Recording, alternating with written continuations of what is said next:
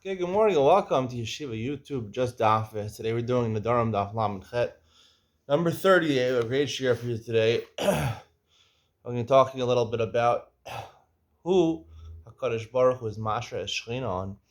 If you want to have the Shechina on you, you have to have four qualities. We'll talk about if you can take a neder, could you marry someone's daughter? If you can neder not to get benefit from the father. Interesting questions. If you take the Nedarim up people. And we'll start discussing a little bit clearer the difference between the two types of hana, financial hana and physical hana. I'm not going to lay it out 100% in this year, and even in Ian Ben Zion. I'm going to dedicate Ian Ben Zion to tying together the loose knots from yesterday's Ian Ben Zion, where we discussed the right or the allowance according to halacha to take money for teaching Torah. I made a distinction yesterday, and I think there's very distinct proof from today's Gemara to what I said. Let's get started. On the top of Lamechem and Aleph, the third line. Amar Rav Acha Adab, Rav Paskin Hadim Psukel Atlas Psukin. We mentioned yesterday that one of the things that Ezra taught Klal Yisrael when he came from Bavel was where to make psukim in the Torah, where to stop, and where's the beginning of the pasuk, where's the end of the pasuk. Some people say that, when the Bible was first printed, I think in Italy, on the 1500s, when the printing press was invented, I think that's when they formulated the prakim for the Torah, divided it into certain prakim. That's not a Jewish tradition. However, the psukim, the Gemara says, was based on Jewish tradition, as we saw from Ezra. So we said he divided the psukim. He says, Racha Barada says, in Eretz Yisrael, Marava, if Marava is Eretz Yisrael, so they divided one pasuk, which we, present day, calculate as one pasuk. They divided the three psukim. What's the pasuk? That's where he ends the pasuk, even though in our versions the pasuk continues for a little bit longer. Amar Rabbi Chama Rechania Lo Hesher Moshe Elam Pslasan Shaluchos. Moshe Rabbeinu, we'll see later on, was very rich. He was very wealthy. Moshe Rabbeinu. He only became rich from the psolas of the luchos, right? When he had the tablets to make the Aseret Dibros, he carved them out of a certain stone. Now, obviously, we don't know what stone it was. It wasn't limestone or something like that, which is not worth that much. We're probably talking about an expensive type of stone, maybe diamonds. Maybe it was made out of a meteorite, which is maybe worth more than diamonds. Rarely you see meteorites crash into Earth. They're worth a lot of money if you can find a meteorite. Apparently, Australia is a place where meteorites fall very often. Not very often, but more commonly than other places in the world. They're even harder to cut than diamonds, meteorites, and they're worth a lot of money if you could find one. So, let's say they're made out of meteorites, right? They came min hashamayim, right? Hashem gave the luchos. Well, he told Moshe to get it, but meteorites come literally from heaven, from space. So he carved out the luchos, right? The words were carved out in the luchos. Whatever was left over, Moshe got to keep, and that he became rich over that. Shenemar psalacha shnei luchos avanim karishonim. Right, it says about the second luchos, Hashem said, "Do the psal, make a psolit for you." It's another way of writing the luchos, but it also means psuzashon shalcha yehei psal lecha for you. Obviously, starts to do with Klal Yisrael, but the psola should be for you.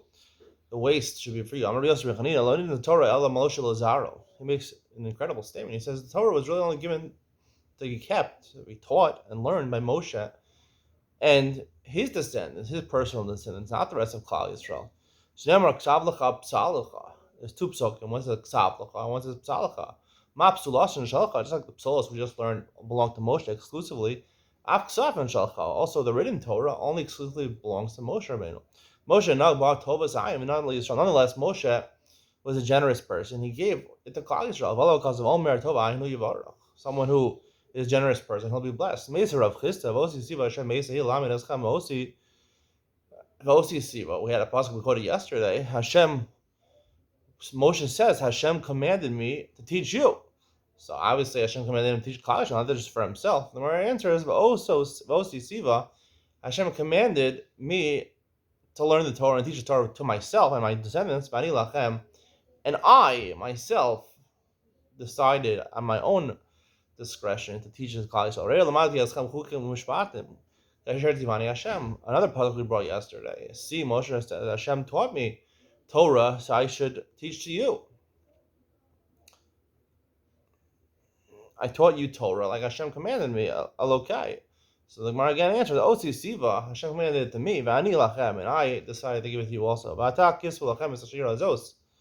Pasuk says, right, by Parsha Zinu, Hashem says to Moshe, you should write this Shira down. So Shira presumably it refers to Hazinu, but also refers to the entire Torah is referred to as a Shira. The Gemara answers, Shira Lechuda. No, maybe it only means Hazinu. Hazinu belongs to Klal Yisrael. The rest of the Torah is not. Hazinu is just, a recounting the history, Jewish history, of what happened throughout the generations. That's basically what Hazinu is. Nonetheless, the pasuk says that they should write down the Shira. Should be a witness that that Hashem makes a covenant with Klal Yisrael. What's the covenant? What's the bris that He's making with Klal Yisrael? To keep the Torah. So you see, the whole Torah is given to Klal Yisrael. Ella, the Gemara finally recants, Pelpula Ba'alma. The thing that was given to Moshe exclusively, that was really meant only for Moshe and his descendants, was the pilpul. Pilpul, I guess, is it really another way of saying Ian, right? To be ma'ayin, not just take the pashut shot of the Gemara and the Torah Shabbat, but to be ma'ayin, to investigate it and try to come to Chidushay Torah. Like I said yesterday, I gave that as a distinction between what you're allowed to take money for and what you're not allowed to take money for. I'm going to explain how this answer really highlights what I said yesterday. So the Gemara says that really the whole Torah, the regular Torah, the plain pashut meaning of the Torah was given to all of Klal Yisrael. Moshe Rabbeinu exclusively was given the pilpul. He was given the Ian that was given to Moshe Rabbeinu, and he decided on his own will to give it to Klal Yisrael. Amar Rabbi Yochanan, you have to have 4 qualities in order for Hashem to rest His Shekhinah upon. You have to be a strong guy, strong people, not just strong physical strength, but also in personality. V'asher, a wealthy person, v'chacham, a smart person, v'anav, a humble person. Humble again does not mean to say that you're not worthy and you're not worth anything. Quite to the contrary, your self-esteem and self-worth is very important. All anav means is that, like Yehuda, he admitted to the truth. If you made a mistake, you admit to it. You admit to the truth, right? You admit that you made a mistake or that you might be wrong about something. We learn all of them from Moshe. Gibor d'chsev. How do you know he was strong? He took the second covering of the Mishkan. He himself put it on the first covering of the Mishkan. It was a heavy thing. It was made out of goat skin. Amar Mar, Moshe Rabbeinu Perso. Moshe Rabbeinu, it says he himself spread it upon the Aron. Right? It was 10 cubits high, the beams, to get it on top of it, right? Maybe he had to be, even he was presumably 6 feet tall. I mean, an average height. So you have to throw it on. It would be very hard to do it. You have to be very strong to do that. Do it all by himself. So the Gemara says, maybe Moshe Rabbeinu was very tall. He was 10 almost, like the Gemara in Brachos says. And maybe he didn't weigh a lot. Maybe the goat hair or the goat skin didn't weigh a lot. Ella min hadin grass. Rather, we know he's strong from different pasuk. He took the luchos, which we said were very heavy, possibly made out of a meteorite, and he threw them. Not only did he throw it on the ground, but also he broke them. Misnanya haluchos archan shisha. Luchos, their length was 6. V'rachman shisha, their width was 6 tvachim. Avyan shlosha, and their thickness was 3 tvachim. A very heavy thing. It would be very hard to not only throw it, but also to break it unless you're very strong. Asher psalacha, psalasan shalcha. How do you know he's rich? Like we learned before, that he got the remainder of the luchos. He was able to sell it for a lot of money. Chacham, how do you know he was smart? Rabbi Shmuel Amrit Ravai, Chamishim Shari Bina Nivru Ba'olam. There are 50 types of insight, levels of insight that are given in the world. Moshe got 49 of them, except one. Right? He was lacking a little bit in wisdom, less than HaKadosh Baruch Hu. So, if there's 50 Shari Bina in the world, so he had one less. Chasar Achas. How do you know he was an anav? It says in the Torah. He was very humble. All the Nevi'im, they're all rich. Moshe, Mishmuel, Amos, and Yonah. These four Nevi'im were rich. So we can assume if these four, if we have a sample of four Nevi'im that were all rich, we can assume other Nevi'im also were rich. Moshe Dechsiv, L'chomer Echad Mehem Sati. Moshe talks about the Klal Yisrael. I didn't even take one donkey from you. So what's that talk? Ibalo Agra. If he, took a favor from someone, that's what he's claiming. I didn't take a favor from you. Lafuke man the shaka below Agra. That's what he's saying. It's not a good thing to take favors from people. I know the Gemara here says the article says it means to steal, but even to take favors, it's not a good quality to take favors from people, especially on a constant basis. That's it's a bad thing. Shali shalcha v'shalcha shalcha, right? What belongs to you belongs to you.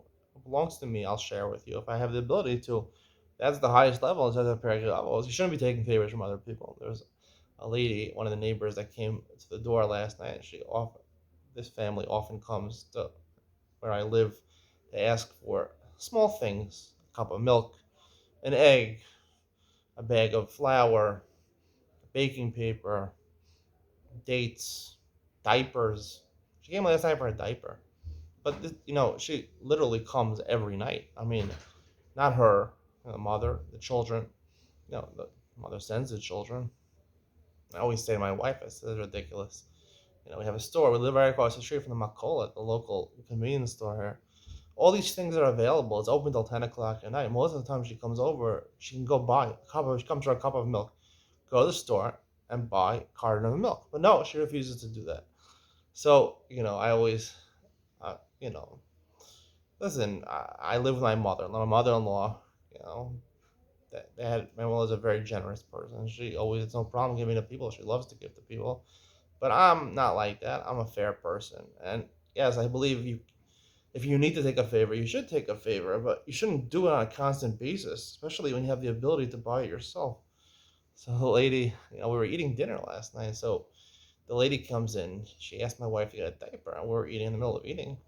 So she's like, "Oh, I'm sorry, so my wife got up, gave her a diaper. So the lady asked me, "That was there, right? That was there." Like she saw the look on my face, was upset. Not only she's asking for a diaper, she's also disrupting our dinner. So I said, she was expecting me to say, no, bekef in Israel means for sure, you could, no problem, I'd love to help you out. But I'm like, there's a makola right across the street, the makola lo patua, the makola's not open, maybe you can go to the makola. And I think she was shocked that I said that. I don't know if she's ever going to come back or send her kids back again. I mean, seriously. But and then I said the makola is open, but she's like, yeah, but for one diaper, why am I buying a whole bag of diapers?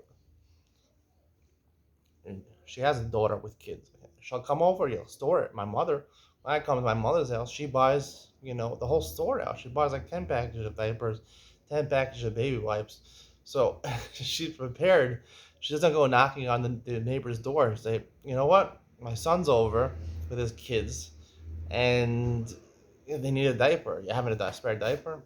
And come the next day, a spare diaper. In America, it's harder. You have to drive to go to a store, and it's not like walking literally 30 seconds across the street. So there's a little shock. I finally said something. She saw that I was perturbed. I said something. I don't feel it's right to take favors on a constant basis, It's wrong. She's like, of course I'm going to give it back. It's not the point you give it back or not. Just go be a grown-up and go across the street. I'm not going to buy it. Anyway, so the Gemara says, it's not a big feat to not take favors. Ella dafil ba'agra. Even if you were to offer to pay to rent out a donkey, he wouldn't do it. Right? The reason he didn't have to do it because he owned a donkey. He owned this fast Tesla car. And the Gemara says, "Dilma shum da'ani." And the rest, maybe he was the opposite. Maybe he was poor. He couldn't afford a donkey. He couldn't even afford to rent a donkey. Ella, the Gemara says, that's how we learn. Like we said before, the Moshe Rabbeinu is Shmuel d'chsiv hineni anav bi Neged Hashem and Neged Mashiach, Anu Biv Neged Hashem and Mashiach, as Shlomo Lakach Shmuel was demonstrating in Kal Yisrael that he served them faithfully. He didn't take anything from them. Shlomo Lakach, Chamor Lakach. I didn't take a donkey. I didn't take an ox. Ibechinam. So again, if he is referring to, I didn't take it for free as a favor. It's not a great fee to take things for free. Even paying, he would take a dilma. Maybe he couldn't afford to pay rent. He would return to Ramasa. Kisham Beso. There was his house. Amar Rabba, Kol Makam Shahalach Beso Imo. It says Kisham Beso. There was his house, implying that he had houses in other places. Anywhere he would go, he had a house. He went to Costa Rica. He had a house there. He met Tom Brady's wife. He went to the Bahamas. He had a house there. He went to Switzerland. He's got a house in there. Monaco, he's got a house. Singapore, he's got a house. Tokyo has got a house. So wherever he goes around the world, he's got houses all over the place. Amarava, Godol Mashanemar b'Shmuel Yoser min Shanemar b'Moshe. Greater the wealth of Shmuel more than Moshe. Moshe reinu ksiv l'chamor echad mehem nasas v'il b'schar. I didn't even rent one of your donkeys. V'il Shmuel. I feel b'rotzon l'scharo. Even when they wanted to honor him, right? Sometimes, right, you want to rent a car, right? So, a person doesn't want to do it unless you're going to pay money. You pay money, but sometimes an important person like Shmuel, who was a big rabbi, a big Talmud Chacham, who was a huge tzaddik. I'm not saying Moshe Rabbeinu wasn't, but I mean, maybe I don't know who the bigger tzaddik was. I saw a quick video. A little kid, he was like 8 years old. He went over to Rav David Feinstein, who was the son of Moshe Feinstein. He passed away. Zatzal, I guess he passed away. I think a year or two ago. David Feinstein passed, maybe less than a year. They asked in the video. He said, "Who was a bigger tzaddik, an 8-year-old kid, Rav Moshe Feinstein, your father, or the Chavetz Chaim?" So apparently he didn't answer. He didn't hear it the first time. They repeated it again, and Rav David Feinstein said, he gave him his hand. He says, "You should grow up to be a gadol." He didn't answer the question. There was a person in the background who was like, "Hey, you're biased, obviously it's your father, Moshe Feinstein." But he didn't give an answer. And I wrote a comment on the YouTube video. I said, I would have loved to hear an opinion. You can have an opinion. Who's the greater? I mean, whether he's biased or not. Who's the greater tzaddik? Moshe Rabbeinu or the Chavetz Chaim? I mean, most people will probably say the Chavetz Chaim. That's what I would say. The bigger tzaddik. I mean, the Chavetz Chaim is legendary. But Moshe Feinstein was a huge posek. Maybe one of the greatest poskim of all time. But the bigger tzaddik? I think the Chavetz Chaim was a bigger tzaddik. Shmuel was a big tzaddik. Maybe a bigger tzaddik than Moshe. Moshe Rabbeinu was very humble. But Shmuel was a bigger tzaddik. And therefore, they wanted to honor him, right? Even Baratzon, they wanted to give him, they lend him their car. People in Rosh Yeshiva, they go to America, collect it. The people want to have them at their house. They want to drive them around, right? It's an honor for them to be with the Chash of Rosh Yeshiva, right? Politically, it helps you out in the community to be seen with the great Rosh Yeshivas and to donate to their yeshivas. So even Baratzon, he wanted to do it. He wouldn't take it. Right? Even they wanted to do it, he still didn't rent it out. He didn't even take things when it was our ratzon to give it to you. Almost how do you know Amos was rich? I'm not a navi nor the son of Anochi. I take care of cattle. I watch over my sycamore trees. I'm talking about Rav Yosef, as Rav Yosef translated. Are Mari Giti Ana Vishikmin Li Bishafelta. I have a lot of cattle, a lot of animals. And I also have on the coasts, I have a lot of sycamores. I obviously owned a piece of land on the coast of, I guess, the Mediterranean over there. Caesarea. Yonah Hanavi says he gave the schar, the fee for the ship, and he went into the ship. Right, that's a famous story with Yonah. Schara, he didn't say scharo, his schar, his fee, to go on the cruise ship or whatever ship they're going on. He paid for the entire cruise, the entire fare for the boat, for everybody, kula. How much do you have to pay? 4,000 gold coins. That's a lot of money. First, Moshe Rabbeinu, when he learned Torah, he would forget it. Eventually, it was given to him as a gift. After Moshe Rabbeinu heard the entire Torah from Moshe from Hashem at Har Sinai, then it was given to Moshe as a matana. It was given to him as a matana after he finished speaking with him at Har Sinai. The Mishnah says, if you take a neder that someone can't get benefit from it, you could actually provide food for his wife and his children, even though the husband generally has to feed his wife and his children in certain circumstances. However, the Rabbanan hold you can't feed his animals, whether the kosher animals or non-kosher animals. He says you could feed the non-kosher animal, but you can't feed the kosher animal. Amrulo, so Rabbanan said back to Mabin Tmeil. What's the difference? Amrulo, the kosher animal, right? It's a shamor, it's nefesh, belongs to Hashem. However, physically you could eat it. You could shecht your cow or shecht your chicken, and you could eat it. You can physically benefit from it. So therefore, when someone goes and he feeds my cow, he's making it a fatter cow, and he's making fattier meat or more meat on the cow, and I can benefit physically from it. However, a tummy animal, if you own a donkey or something like that, top of Lamachem is nafsha v'gufa l'shamayim. Not only the nefesh belongs to Hashem, but also the body belongs to Hashem. You can't physically benefit. Amrulo, I want to say back to him. It also really belongs to him. Technically, you can't eat a non-kosher animal. You have a pig, you have a donkey. You can't eat it. However, you could sell it to a goy, or you can give it to your dogs to eat. So therefore, you could benefit from it. And you see from the Mishnah, it sounds like the machlokas, but in relation to the Chum, Relation is saying the Isser of Hana is physically benefiting, like that's what the main neder of Hana. So an animal, are you physically benefiting? If I give food to your wife or to your kids, so that's financially benefiting you, right? You don't have to pay for their mizonos. However, when I give food to your animal, that's physically benefiting you. Now you have a fattier cow, you can enjoy the steak more. However, by non-kosher animal, you can't enjoy that. The Rabbanan say no, it doesn't make a difference. In both cases, you can't do it because you're financially benefiting the person, because even if it's non-kosher, you could sell it for a higher price if it's a bigger or fattier animal. Or you give it to your dogs. That seems to be the service malchos in the Rabbanan and Rabbi Elazar. However, I would like to suggest that everyone really holds that really Isser Hana that we're talking about, and most of this parak is physical Hana. And therefore, even the Rabbanan would agree that by an animal, when you feed it to your animals, that in itself is a physical animal. Since you have to, you're chayav to feed your animals,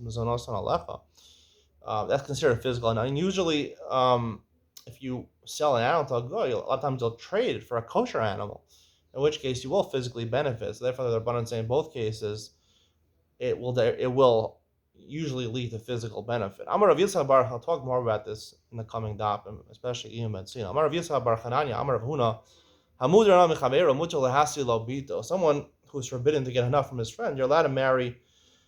The man is allowed to marry off his daughter to you. Heavy bar Rav Zera. Rav Zera asked the following question: Mayaskina, what are we talking about? What's the neder? Ilema b'shnichse avi kala surna lechasan. The chasan can't get benefit from the father of the kala, from the father of the bride that he's about to marry. How could it be that we say mutar lahasi lo bito, right? I'm giving him, right? The wife obviously is a wife that he's going to be loved by the husband, but also like we saw in Mizachas Ksuva, she has certain malachos she has to do for her husband. So he's not only financially benefiting him, but physically benefiting him also. A lot of the malachos, also rechitzas pan of yadav raglam and things like that. So physically she's benefiting also. Must be talking about the case where the chasan, right, the father of the kala can't get benefit from the chasan. So the Gemara asks, what's the problem the potential problem over here? The father normally has to support his children, his daughter. He has to give her mizonos to his daughter. So he's taking that responsibility off from him. We said in the Mishnah that when you take a financial responsibility off from someone, that's not a neder. That's mutter. So how can you? So it's not a chiddush, right? There's more of a chiyah for a husband to feed his wife than for a father to feed his daughter. V'ad amar mutal hasi labito. Right? Technically, a father doesn't have to feed his daughter if she's above 6 years old. The Gemara says, "La'olam shenichse avi kala asurin al chasan." Really, we're talking about the first case, where the possessions of the father are asur on the chasan. Ubabito bogeres. So why is he allowed to marry her? Must be talking. It's talking about a case where she's older already. She's 12 years old in 6 months. When we died, and she herself wants to get married. In which case, you're not benefiting from the father because she's doing of her own accord. She doesn't belong to the father anymore. You can't marry the daughter. You could marry his daughter. She's a Bulgaris. If she wants to. Yaakov,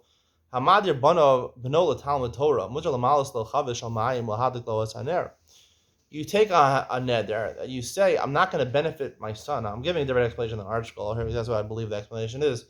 You want your son to learn Torah, so you don't want him to benefit physically from you. You don't want to give him money, allowance, because then he'll spend his time, I don't know, on video games or watching television or the internet. You want him to learn Torah, so you give him nothing. He has no money to buy anything, so all he's going to be forced to learn Torah. Nonetheless, you can give him some water, or you can light a candle for him. You can also give him a little bit of food, right? Because the whole purpose is to learn Torah. If he doesn't have any water or things to eat or light to learn by, so he didn't include that in his neder. Even if you can't get enough from you take a neder that someone shouldn't get benefit from you.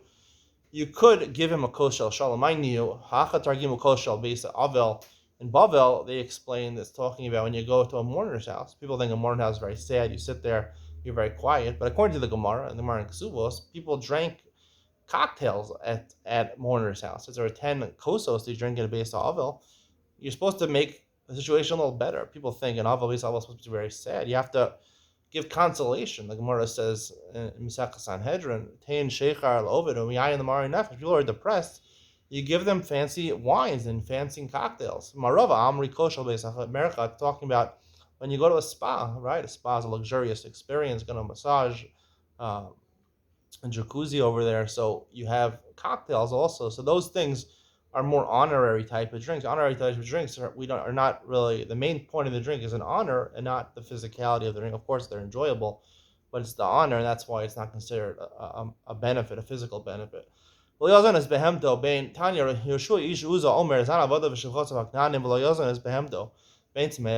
Rabban in our Mishnah. You could feed his children. You could also feed his avadim, Kanainim, and also avadim that are Jewish. However, the animal you can't. My time. Avadim, when you give them food, right, they're not going to eat extra. They'll eat whatever their normal will fill them up, and then they'll do their work. And basically, right, you're just paying off their mizonos, which you're allowed to do. However, the more food you give the animal, they'll keep on eating the food. They'll get fattier and fattier, and therefore it's also a physical benefit because if it's a kosher animal, you'll shaft that animal, you get more meat or better meat. And if it's not a kosher animal, a lot of times you'll exchange it for kosher meat, or you'll give it to your klavim, which your animals are benefiting. So indirectly, you're physically benefiting from it. So that's what the Rabbanan say, that physical benefit is a problem by the animals, and therefore you can't feed the person's animals. That's the conclusion of today's shir. Wow, almost 30 minutes. I never had a 30-minute, close to a 30-minute shir in Masechtas Nedarim. Stay tuned for Yonah Ben Sion, where I'm going to discuss what I talked about yesterday in Yonah Ben Sion from the Gemara on Lamachem and Aleph. Yonah Ben Sion coming up.